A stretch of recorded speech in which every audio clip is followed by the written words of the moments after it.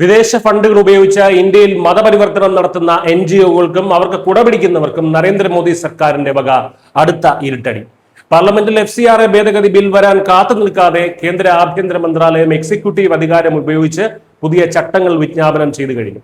വിദേശ പണം വാങ്ങി ഇന്ത്യയുടെ സംസ്കാരത്തെയും പാവപ്പെട്ടവരെയും നശിപ്പിക്കാൻ ശ്രമിക്കുന്നവർക്കുള്ള അടുത്ത ആണിയും കേന്ദ്രം മുൻകൂട്ടി അടിച്ചിരിക്കുകയാണ്.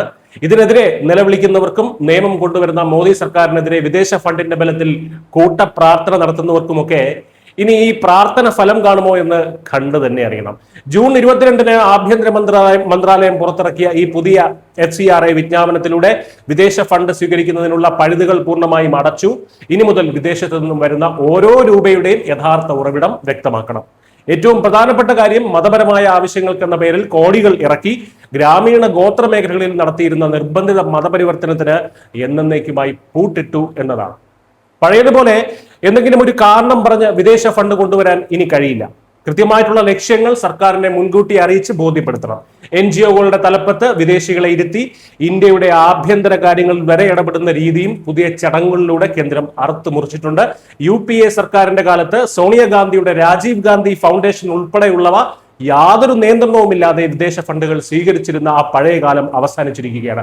അന്ന് നിയമത്തിലുണ്ടായിരുന്ന അയഞ്ഞ പഴുതുകൾ ഉപയോഗിച്ചാണ് സാക്കിർ നായിക്കിനെ പോലുള്ളവർ ഇവിടെ വിഷം വമിപ്പിച്ചത്.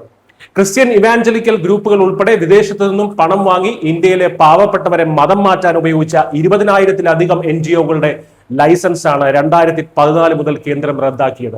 നിലവിൽ പാർലമെന്റിൽ പാസ്സാക്കാനിരിക്കുന്ന 2026-ലെ പുതിയ ഭേദഗതി ബിൽ കൂടി വരുന്നതോടെ ലൈസൻസ് നഷ്ടപ്പെടുന്ന ഇത്തരം NGO-കളുടെ സ്വത്തുക്കൾ പൂർണ്ണമായും സർക്കാർ കണ്ടുകെട്ടുന്ന സാഹചര്യമാണ് വരാൻ പോകുന്നത്.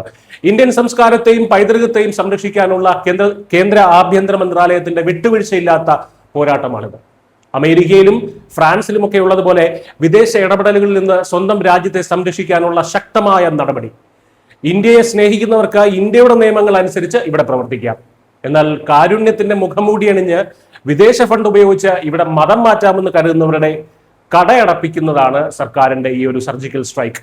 കൂട്ടപ്രാർത്ഥനകളും വിലാപങ്ങളും ഇനി വിലപ്പോവില്ല. കാരണം വിദേശ ശക്തികൾക്ക് മുന്നിൽ മുട്ടുമടക്കാത്ത പുതിയ ഇന്ത്യയാണ്. News desk camera.